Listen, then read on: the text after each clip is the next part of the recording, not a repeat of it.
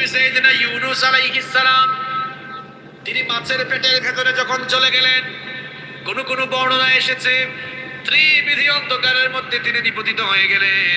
একটা অন্ধকার হলো রাতের অন্ধকার, আর 2 নম্বর অন্ধকার হলো সমুদ্রের অতল তলদেশের অন্ধকার, 3 নম্বর অন্ধকার হলো মাছের পেটের ভেতরের অন্ধকার। এই ত্রিবিধি অন্ধকারের মধ্যে নিপতিত হয়ে আল্লাহর নবী সাইয়েদনা ইউনূস আলাইহিস সালাম লক্ষ্য করে দেখলেন এই বিপদ থেকে আমাকে কেউ বাঁচাতে পারবে না, একজন ছাড়া। তিনি কে? তিনি তখন আল্লাহর কাছে ফরিয়াদ করলেন, লা ইলাহা ইল্লা আনতা সুবহানাকা ইন্নী কুনতু মিনাজ জালিমিন। ওগো আল্লাহ, তুমি ছাড়া কোনো ইলাহ নাই, তুমি ছাড়া কোনো মাবুদ নাই, তুমি হচ্ছে অতিশয় পবিত্র। আমি যে বিপদের মধ্যে পড়েছি, তুমি যদি আমাকে না বাঁচাও আর কেউ বাঁচাতে পারবে নাকি? আল্লাহর নবী ইউনূস আলাইহিস সালাম বিপদে পড়ে যখন আল্লাহ তাআলাকে ডাক দিলেন, আল্লাহর কাছে ফরিয়াদ করলেন, আল্লাহ তাআলা বললেন, আমার নবী ইউনূস যখন সমুদ্রের অতল তলে দেশে মাছের পেটের ভেতর থেকে যখন আমার কাছে আহাজারি করলো, আমার কাছে ফরিয়াদ করলো, আমার ইউনূসের ফরিয়াদ দুনিয়ার কেউ শুনলো না, আকাশের কেউ শুনলো না, জমিনের কেউ শুনলো না, নবমণ্ডল ভূমণ্ডল স্থলভাগ জলভাগের কেউই শুনলো না। কিন্তু কেউ আমার ইউনূসের ফরিয়াদ না শুনলেও আমি আরশের মালিক আল্লাহ আমার নবীর ফরিয়াদ শুনেছি। শুধু শুনেই নাই, সঙ্গে সঙ্গে জবাবও দিয়েছি। ফাস্তাজাবনা লাহু ওয়া নাজ্জাইনাহু মিনাল গাম্মি ওয়া কাযালিকা নুনজিল মুমিনিন। আল্লাহ তাআলা বলছেন, আমি তাকে তার বিপদ থেকে উদ্ধার করলাম, বাঁচিয়ে দিলাম, তার ডাকের জবাব দিলাম, বিপদ থেকে বাঁচালাম। ওয়া কাযালিকা, এইরকম করে মুমিনরাও বিপদে পড়ে যদি আমার কাছে আশ্রয় চায়, সাহায্য চায়, নুনজিল মুমিনিন, মুমিনদেরকেও বিপদ থেকে বাঁচাবেন কে? তাহলে আল্লাহর কাছে কোনো খবর পৌঁছতে হলে কোনো মিডিয়া লাগে না। ইন্নাল্লাহা লা ইয়াখফা আলাইহি শাইউন ফিল আরদি ওয়ালা ফিস সামা। আকাশ আর জমিনের কোনো কিছুই আল্লাহর কাছে গোপন নাই। আকাশ জমিনে যা কিছু হয় সব জানেন কে? এমনকি আমাদের অন্তরের গোপন ষড়যন্ত্রগুলো কেউ না জানলেও একজন জানেন, তিনি কে? আল্লাহ তাআলা জন্যই বলছেন, ইন তুবদু শাইআন আও তুখফুহু ফাইন্নাল্লাহা কানা বিকুল্লি শাইইন আলিমা। তোমরা যা প্রকাশ করো আর যা গোপন রাখো সব কিছু জানেন কে? আমাদের নেতারা কি আমাদের অন্তরে কি আছে জানে নাকি? আমরা তো অনেক সময় বলি, মানুষ মারা যাওয়ার পর লোকটা কেমন ছিল, তালে তালে তাল মিলে কয় ভালো ছিল, আর আরেকজন ভেতরে ভেতরে বলে এ যে কি পরিমাণ চুরচুট্টা ছিল, এটা তো আমার চেয়ে ভালো কেউ আর জানে না। যেখানেই সুযোগ পেয়েছে চুরি চামারি করেছে। এরকম চোর আছে না নাই? আল্লাহ তাআলা মানুষের বাহিরের টানেন না, ভেতরের টানেন। আল্লাহ তাআলা মানুষের কি নেন? ভেতরের টানেন। আল্লাহ তাআলার জ্ঞান হলো অসীম, তিনি হচ্ছেন সকল ক্ষমতার মালিক, সকল বিষয় সম্পর্কে তিনি জ্ঞাত।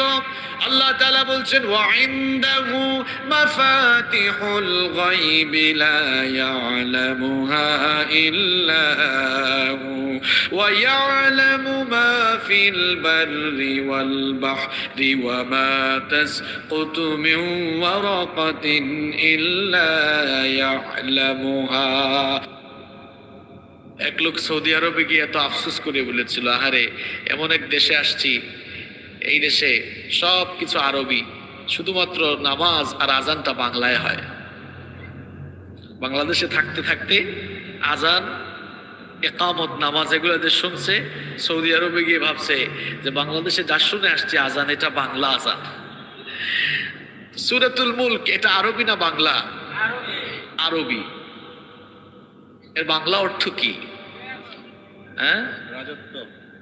রাজত্ব, রাজত্ব, ক্ষমতা।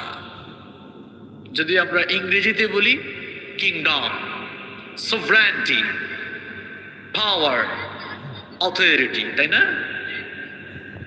তাহলে কোরআনুল কারীমে 114টা সূরার মধ্যে আল্লাহ তাআলা ক্ষমতার নামে একটা সূরা দিয়েছেন। আল্লাহু আকবার। কেন দিয়েছেন? এর রিজন হচ্ছে, কারণ হচ্ছে পৃথিবীর মানুষগুলো যেন তাদের ক্ষমতাকে কখনো আল্লাহর ক্ষমতার চেয়ে বড় মনে না করে। আমাদের ক্ষমতা আর আল্লাহ তাআলার ক্ষমতার মধ্যে পার্থক্য আছে না নাই? অবশ্যই পার্থক্য আছে, এবং এই সূরার মধ্যে আল্লাহ তাআলা সেগুলো খুব চমৎকার করে তুলে দিয়েছেন। আমার দিকে তাকান, কোরআনুল কারীমে আল্লাহ তাআলা সকল বিষয় বলেছেন নাকি বলেন নাই? কোরআনে কোনো কিছু বাদ আছে? আপনি কোন বিষয়ে জানতে চাইবেন? কোরআনে সব আছে। কোরআনে ক্ষমতার নামে যেমন সূরা আছে, চেয়ারের নামেও সূরা আছে। চেয়ার, এটার আরবি হচ্ছে কুরসি, তাই না? চেয়ারের আরবি হচ্ছে কুরসি। কোরআনে কুরসি, চেয়ারের নামে একটা আয়াত আছে। আয়াতটার নাম কে বলতে পারবেন? আয়াতের নামে হচ্ছে আয়াতুল কুরসি। আপনি ওয়াসিয়া কুরসি ইহুতে যাওয়া লাগবে না, আয়াতের নাম আয়াতুল কুরসি। এখন যারা বলে কোরআনের ভেতরে রাজনীতি নাই, তো রাজনীতি না থাকলে আল্লাহ চেয়ারের নামে সূরা, আল্লাহ তাআলা চেয়ারের নামে আয়াত দিলেন কেন? আর ক্ষমতার নামে সূরা দিলেন কেন? এই কথাগুলো যারা বলে, এই লোকগুলোর মাথার মধ্যে শয়তান পেশাব করে দিয়েছে। শয়তান পেশাব করে দিয়েছে বলে শয়তানের এমন খাস মুরিদ হয়েছে যে আল্লাহ তাআলার কিতাবের বিরুদ্ধে যা মন চায় তাই বলে। গাধা কোরআনের আউযুবিল্লাহ বিসমিল্লাহ শুদ্ধ করে বলতে জানে না, যা মন চায় তাই বলে। কোরআনটা একটু পড়ো, বুঝার জন্য চেষ্টা করো। এবার আসেন, কোরআনুল কারীমের সবচাইতে দামি আয়াত কোনটা? জানেন না? বলেন তো, কোরআনের সবচাইতে দামি সূরা কোনটা? সূরা ফাতিহা। এটা পারছেন আপনারা? সূরাতুল ফাতিহা। সূরাতুল ফাতিহা কোরআনের সবচাইতে দামি সূরা। কেন জানেন? কারণ গোটা কোরআনের ভেতরে যা আছে এর একটা ফ্লেভার কিংবা এর সামারি, সারমর্ম আল্লাহ তাআলা সূরাতুল ফাতিহার ভেতরে ঢুকে দিয়েছেন। সুবহানাল্লাহ। আবার এটি এমন একটি সূরা, রাসূল করিম সাল্লাল্লাহু আলাইহি ওয়াসাল্লাম বলছেন, লা সালাতা লিমান লাম ইয়াকরা বিফাতিহাতিল কিতাব। সূরাতুল ফাতিহা কেউ যদি সালাতে না পড়ে এর নামাজ হবে?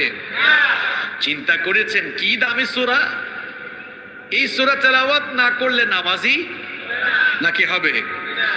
আচ্ছা, তাহলে বলেন তো দেখি এবার, কোরআনে 114টি সূরা রয়েছে। 114টি সূরার মধ্যে সবচেয়ে দামি সূরার নাম কি? এবার বলেন তো দেখি, কোরআনে যে 6500-এর বেশি আয়াত আছে, সকল আয়াতের উপরে শ্রেষ্ঠ এবং দামি আয়াত কোনটা? আয়াতুল। এটা আমাদের কথা নয়, রাসূল করিম সাল্লাল্লাহু আলাইহি ওয়াসাল্লাম বলছেন আয়াতুল কুরসি হচ্ছে আযমু আয়াতিন ফি কিতাবিল্লাহ। আল্লাহর কিতাবের সবচাইতে মহান, সবচাইতে দামি, সবচাইতে শ্রেষ্ঠ আয়াত। সুবহানাল্লাহ। এবার দেবিদ্বারের ভাইয়েরা বলেন তো দেখি, কোরআনে কারীমে মৃত্যু সংক্রান্ত আয়াত আছে না নাই? কবর সংক্রান্ত আয়াত আছে না নাই? কিয়ামত সংক্রান্ত আয়াত আছে না নাই? হালাল হারাম সংক্রান্ত আয়াত আছে না নাই? জান্নাত জাহান্নামের আয়াত আছে না নাই? এত আয়াত থাকতে মৃত্যুর আয়াত দামি আয়াত না? কবরের আয়াত দামি আয়াত না? জান্নাত জাহান্নামের আয়াত দামি আয়াত না? আল্লাহ তাআলা বলছেন সকল আয়াতের নেতা হচ্ছে আয়াতুল কুরসি। চিন্তা করেছেন? কুরসি মানে কি? গদি, সিংহাসন, ক্ষমতা। মৃত্যুর আয়াতের চেয়েও দামি আয়াত চেয়ারের আয়াত। এই যে আমিও চেয়ারে আছি, তাই না? আমাদের অবস্থা তো এমন, যে যখন চেয়ারে সে তখন গিয়ারে। এই যে আমিও এখন চেয়ারে, আমিও কিন্তু গিয়ারে আছি। আমাদের অবস্থা এমন, যে যখন চেয়ারে সে তখন গিয়ারে। এখন আপনি কি চিন্তা করেছেন আল্লাহ তাআলা কোরআনের সকল আয়াতের উপরে ঘোষণা করলেন শ্রেষ্ঠ আয়াত আয়াতুল কুরসি? কেন? আয়াতুল কুরসির ভেতরে আল্লাহ তাআলা তার গদির পরিচয় দিয়েছেন, তার চেয়ারের অসীম ক্ষমতা, আল্লাহ তাআলা সেই আয়াতের ভেতরে তুলে ধরেছেন। সকল আয়াতের উপরে এই চেয়ারের আয়াত, ক্ষমতার আয়াতকে আল্লাহ তাআলা সবচেয়ে দামি আয়াত এই জন্যই ঘোষণা করেছেন, কারণ মানুষ এই চেয়ারের কারণে একজন আরেকজনের উপরে জুলুম করে। শুধুমাত্র চেয়ারের কারণে মানুষ মানুষকে খুন করে ফেলে। শুধুমাত্র চেয়ারের কারণে মানুষ মানুষের উপরে নির্বিচারে জুলুম চালায়। এই জন্য আল্লাহ তাআলা সকল আয়াতের উপরে যে আয়াতটিকে শ্রেষ্ঠ আয়াত ঘোষণা করেছেন, সেই আয়াতের নাম আয়াতুল কুরসি। তো আমরা কথা বলছিলাম সূরাতুল মুলক নিয়ে। মুলক মানে হচ্ছে রাজত্ব, ক্ষমতা। কোরআনুল কারীমের সূরাগুলো দুই ভাগে বিভক্ত। কিছু সূরা হচ্ছে মাক্কি, কিছু সূরা হচ্ছে মাদানী। মাক্কি সূরা কোনগুলো? যেগুলো রাসূল করিম সাল্লাল্লাহু আলাইহি ওয়াসাল্লামের মদিনায় হিজরত করার আগে মক্কায় নাজিল হয়েছে, সেগুলোকে বলা হয় মাক্কি সূরা। আর মাদানী সূরা বলা হয় সেগুলোকে যে সূরাগুলো রাসূল করিম সাল্লাল্লাহু আলাইহি ওয়াসাল্লামের হিজরতের পরে মদিনায় নাজিল হয়েছে, সেগুলোকে বলা হয় মাদানী সূরা। আমরা যেই সূরা থেকে কথা বলছি, সূরাতুল মুলক, এটি হচ্ছে মাক্কি সূরা। কারণ এই সূরাটি রাসূল করিম সাল্লাল্লাহু আলাইহি ওয়াসাল্লামের মাক্কি জিন্দেগীর প্রাথমিক অবস্থায় নাজিল হয়েছে। এই সূরার রুকু সংখ্যা হচ্ছে 2, আয়াত সংখ্যা হচ্ছে 30। তাহলে বলেন তো, আমরা যে সূরাটা নিয়ে আজকে কথা বলবো, এই সূরাটার নাম সূরাতুল মুলক। বাংলায় কি হবে? রাজত্ব বা ক্ষমতা। এই সূরাটি কততম পারায় আছে? কত নাম্বার সূরা? মাক্কি না মাদানী? রুকু সংখ্যা, আয়াত সংখ্যা 30। মাশাআল্লাহ, তাহলে সূরাটির প্রাইমারি ইনফরমেশন সবার মুখস্থ হয়ে গেছে না? আলহামদুলিল্লাহ। এবার আসেন এই সূরাটির ফজিলত সম্পর্কে আমরা জানবো। সূরাতুল মুলক এটি কোরআনুল কারীমের অত্যন্ত ফজিলতপূর্ণ একটি সূরা। রাসূল করিম সাল্লাল্লাহু আলাইহি ওয়াসাল্লাম বলছেন, এই সূরাটি এতই ফজিলতপূর্ণ, এই সূরাটি যারা নিয়মিত তেলাওয়াত করবে আর এই সূরার ভেতরে থাকা বিষয়গুলোকে যারা নিজের জীবনে আমল করবে, এই সূরাটি তেলাওয়াতকারী লোকটার জন্য আল মানিআতুম মিন আযাবিল কবর, তেলাওয়াতকারী লোকটার জন্য এই সূরা কবরের আযাব থেকে পরিত্রাণকারী হয়ে যাবে। সুবহানাল্লাহ। চিন্তা করেছেন কি ফজিলতের সূরা? এই সূরাটির উপরে আপনি আমল করতে পারলে আপনার কবরের আযাব মাফ করে দিবেন কে? عن عبد الله ابن مسعود رضي الله عنه قال, আব্দুল্লাহ ইবনে মাসউদ রাদিয়াল্লাহু আনহু বলছেন, মান ক্বারাআ তাবারাকাল্লাযী বিয়াদিহিল মুলক কুল্লা লাইলাতিন মানাআহু আল্লাহু বিহা মিন আযাবিল কবর। যেই লোক প্রত্যেক রাতে ঘুমানোর আগে এই সূরাতুল মুলক নিয়মিত অধ্যয়ন করে আর এই সূরার ভেতরে থাকা বিষয়গুলোকে যারা নিজের জীবনে আমল করে, আল্লাহ তাআলা ওই লোকটাকে মৃত্যুর পরে কবরের আযাব থেকে বাঁচিয়ে দেবেন। কি ফজিলতের সূরা! এই সূরাটির উপরে আমল করতে পারলে আপনার কবরের আযাব মাফ করে দিবেন কে? শুধু তাই নয়, এই সূরাটি এত দামি সূরা, এত ফজিলতময় সূরা, বিশ্বনবী সাল্লাল্লাহু আলাইহি ওয়াসাল্লাম বলেছেন, এই সূরাটি যারা নিয়মিত আমল করবে, তেলাওয়াত করবে, খাসামাতান সাহিবিহা, এই সূরার তেলাওয়াতকারীর জন্য এই সূরাটি কাল কিয়ামতের কঠিন দিনে আল্লাহর সঙ্গে ঝগড়ায় লিপ্ত হয়ে যাবে। কতক্ষণ পর্যন্ত এই সূরা তেলাওয়াতকারীর পক্ষে ঝগড়া করবে? আল্লাহ রাসূল বলছেন, হাত্তা আদখালাহুল্লাহুল জান্নাহ, যতক্ষণ না তেলাওয়াতকারী লোকটাকে এই সূরা আল্লাহর সঙ্গে ঝগড়া করে জান্নাতে নিয়ে যায়, ততক্ষণ পর্যন্ত আপনার পক্ষ নিয়ে এই সূরা আল্লাহর সাথে ঝগড়া করবে। কি দামি সূরা! এই সূরাটি যদি আপনি আপনার অন্তরে গেঁথে ফেলতে পারেন, এই সূরাটি আপনার পক্ষে দাঁড়িয়ে আল্লাহর সঙ্গে ঝগড়া করে আপনাকে জান্নাতে নিয়ে যাবে। সুবহানাল্লাহ।